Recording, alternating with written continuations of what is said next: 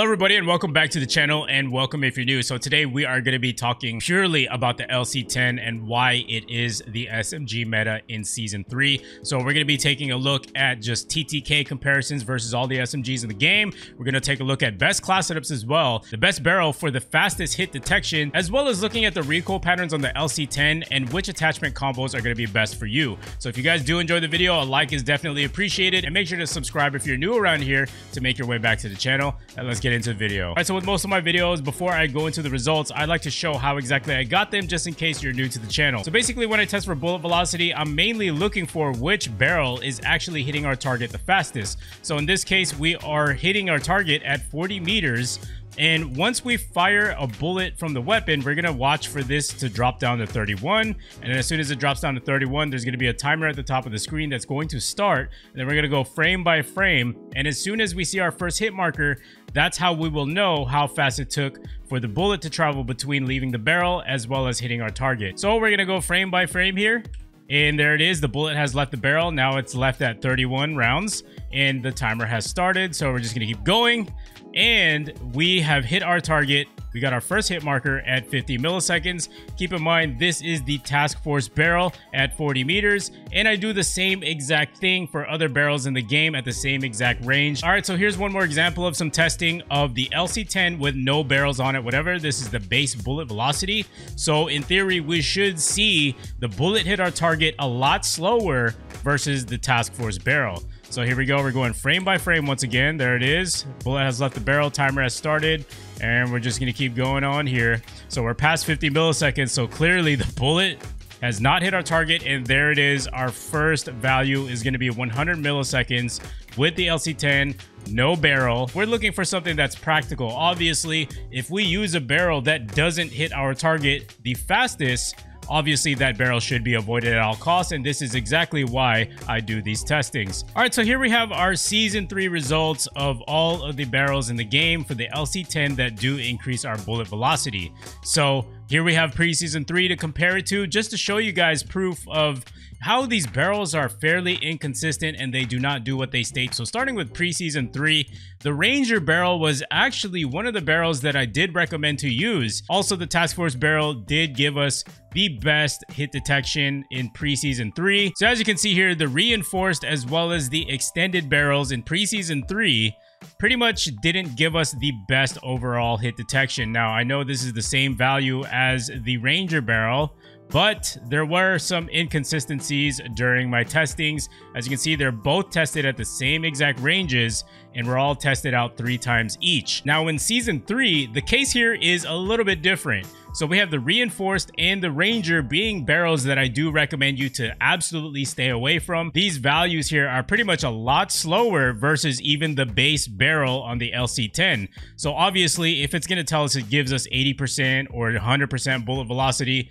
as a casual gamer who doesn't even look into these kind of things in depth, we should expect that these barrels will give us a faster hit detection, but this is not the case. So Task Force barrel is going to be the barrel to use in Season 3. So as far as LC10 recoil control goes, the LC10 is actually one of the best SMGs in the game, which has the lowest recoil possible, making it very easy to control. And this is also why it's considered a meta SMG in Season 3. The LC10's recoil is mostly vertical, so it just goes straight up. You know, there's barely any horizontal recoil control. Now, as far as our muzzles go, the clear choice would be to go with the 𝗧𝗠 Eliminator. On paper, this looks great, right? But you have to consider the cons that do come with using the 𝗧𝗠 Eliminator, which is your shooting move speed.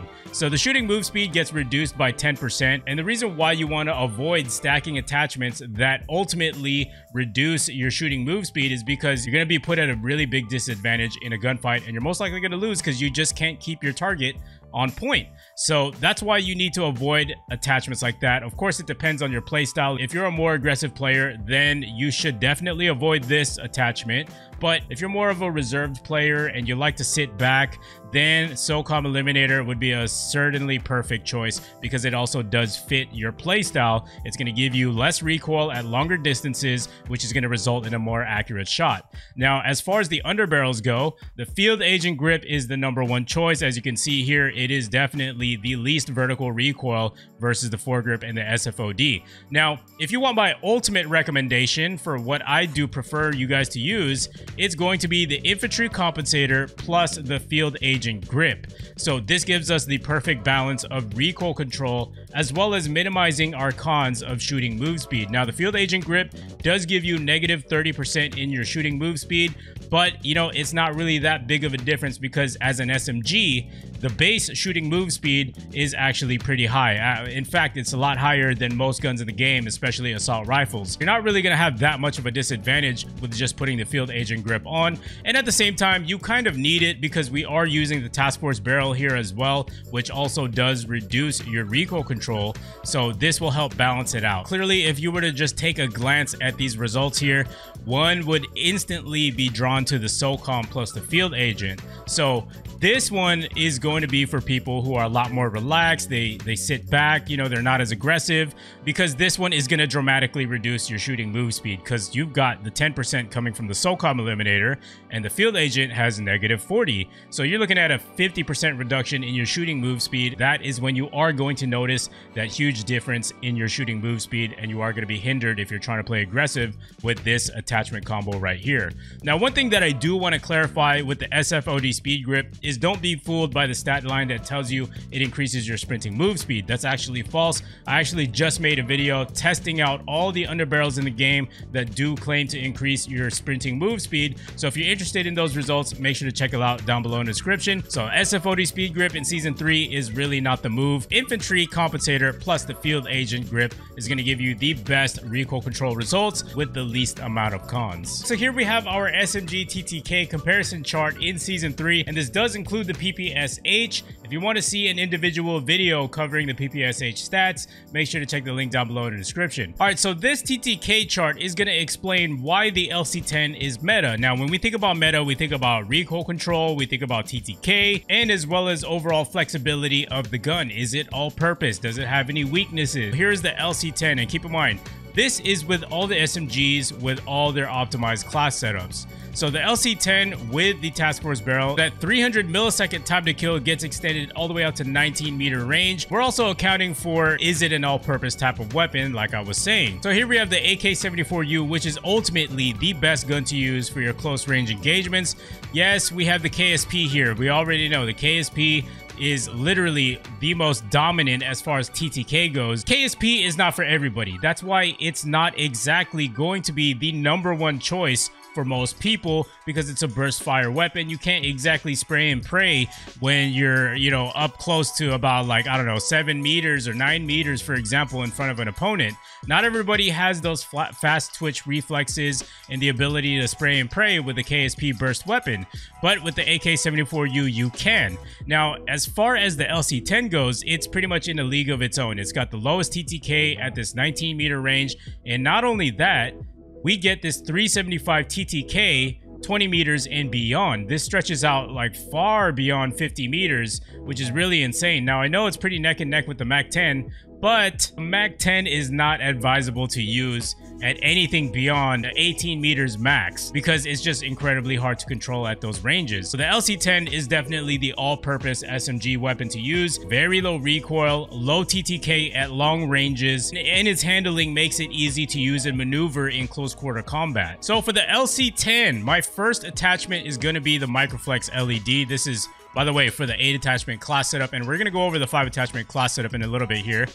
For the muzzle, I'm using the infantry compensator. The SOCOM eliminator is nice. Yes, it does give you more vertical recoil control. However, that shooting move speed and that horizontal recoil control is just not worth it, especially with this build, because you're just going to be shooting a lot slower when you're in gunfights, and also that additional horizontal recoil control is just going to make it a little bit harder for you to control the gun.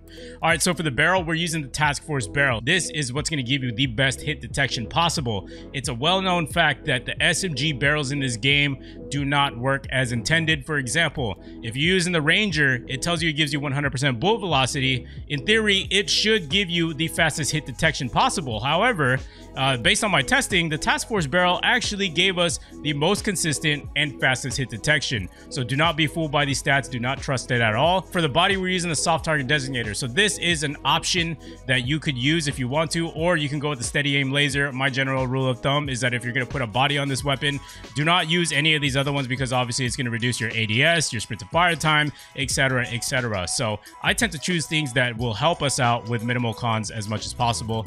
Underbarrel is going to be the field agent grip. So this is why we are going with the infantry compensator, because if we were to go with the SOCOM eliminator, as you can see, that shooting move speed is 10%, and since we're using the field agent grip for the best recoil control, this reduces our shooting move speed by 30%. So you're looking at a 40% reduction in your shooting move speed. You're going to be moving absolutely slow and sluggish. That's why it's important to not use the SOCOM eliminator, because if you pair that up together with the field agent grip, it's going to give you absolutely slow movement while you're shooting. Magazine is going to be the 45 round magazine. You could go with the fast mag if you want. However, you know, I'm okay with reloading in the right situations at the right time. You know, don't do this in the middle of a gunfight. Obviously, that's going to be a bad result. Fast mag is nice too as well if you want to go that route. Just keep in mind you're not going to have as much ammo in your reserve. So that's why I go with the 45 round mag. Pretty much no cons there. Handle is going to be the serpent wrap. We don't want to increase our sprint to fire time. We want to reduce it as much as possible. If we were to add the airborne elastic wrap, we're going to be also reducing our shooting move speed. So now we're looking at a 50% reduction in shooting move speed. You're going to be really slow and sluggish, and also that sprint to fire time is going to be reduced quite a bit. As you can see here, it's 297 milliseconds versus 280 milliseconds. Lastly, for the stock, we're using the no stock attachment, going along with the theme of improving our sprint to fire time and also having as minimal cons as possible. As you can see, it's 15% hip fire accuracy versus the Raider stock, which is something that, you know, is optional. You could use it, but, you know, aim walking movement speed, I feel like, is not really that important. It's going to increase it to 9 miles per hour from 8.5 miles per hour, which, you know, is not really a big difference. You know, we're mostly interested in shooting move speed as well as sprint to fire time, which are more important. So you could go with Raider stock and even the SAS combat stock if you wanted to, but my personal choice is the no stock because it gives us the most minimal cons possible while improving our sprint to fire time. So with a 5 attachment class setup, I'm going to give you guys a couple of options here. So number one, remove the optic. That definitely is optional. Secondly, you definitely should remove the body. For the last attachment that you should remove, this one I'm going to give you a couple options. All right, so if you feel like you could deal with the regular amount of ammo that you get, which is 34 rounds per mag, you know, then remove the magazine and keep your handle and stock. However, if you feel like you need more ammo, put the 45 round back on and just remove your stock. Now here is the rest of my loadout. If you guys are interested, I'm literally just using the deciding factors. This is very important to use a secondary that you're comfortable with. You're going to see that in today's gameplay, that this actually came in clutch for me in a certain situation. If you guys came here just for the class setup, a like is definitely appreciated, and make sure to subscribe if you're brand new around here to make your way back to more Call of Duty content, and make sure to have notifications on as well. And as for the rest of you, I will see you guys in the gameplay. So I'm gonna go left because right side is all like sniper LMG type of action. By the way, I still haven't really learned this map. Yeah, these guys are sweats. Wait. That's why it's important to run dead silence, especially around me. I'm gonna hear those footsteps. I'm on your team, teammate. Wait, someone here?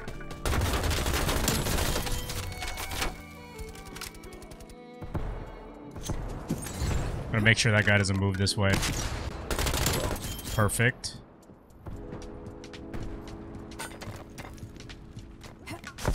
Gotta watch all 4 corners, or 2 corners here. Teammate just died behind me.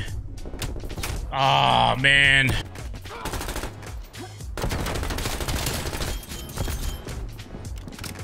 This map, though, you kind of don't have time to think. You have to process everything really quickly. So you always got to watch your back as well for those ever flipping spawns. There you go. There's another example right there. Spawns flipping very frequently.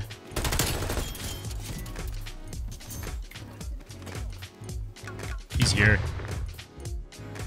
Heard his footsteps. Oh, nope. I don't want that guy sniping me. What? Oh, diamond sniper. That's that's nice. That's nice. Hello? Mans doesn't want his tag? That's fine. We have a huge lead right now. Maybe I can just run around and just kill people. Oh, they got that field mic. Oh, boy. No. We gotta be better.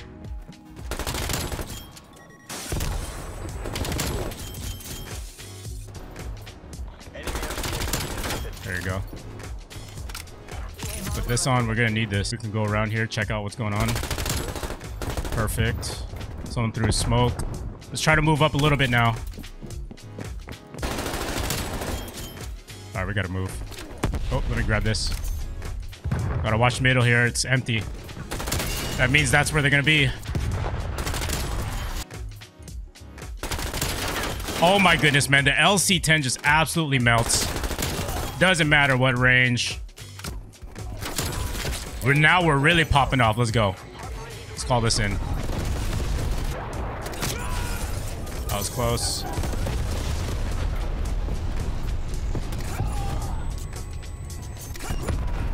Thank you. I'm on a 14. Oh, I want to get this guy. There we go. Now we're on the Ruthless.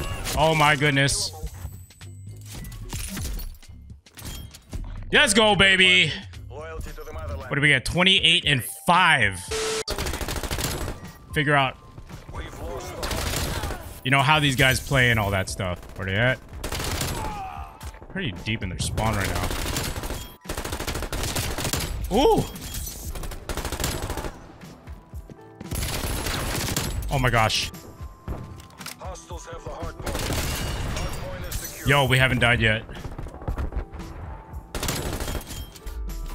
Nope. I don't know, man. Yo, I got the kill. Let's go. He's going around. He's going around for the flank. Ah. Oh, man, dude, that's a mistake. Let's cut through the gas station here. Oh, no, no, no, no, no. Oh my gosh, teammate. Saved my life. Let's get out of here. Hold up. Ah. Oh, great. They got a strafe run. Oh, I'm dead. Yep. Ah, nice. Quick scope. That guy's dead. Nice little flank. See if we can squeeze in a couple more kills. I think he was caught reloading. Here's someone in here. Oh, man. This guy definitely would have died for sure. Anyways, what? I thought I was doing way better than that. 27 and 8. Oh my gosh. I literally thought I was doing way better than this. But anyways, guys, if you guys did enjoy the video, don't forget to drop a like on it. Make sure to subscribe. Let me know how you like this LC10 class setup. Definitely the most optimized setup that you should be using in Cold War right now. Season 3, man, is definitely the meta. Let's go, baby. Yo, if you guys are always on your computer all day or you like to game for long sessions, definitely check out GamerAdvantage.com for these blue light blocking glasses. Quite literally the best blue light glasses that you can ever find on the market. Make sure to check out GamerAdvantage.com and just learn more about it, man. There's so many benefits to keeping your eyes nice and healthy. You won't feel that strain at the end of the day, and you'll go to sleep like a baby at the end of the day, and that's the best part. You won't feel tired at all. Definitely check out GamerAdvantage.com. Use code TURBO at checkout.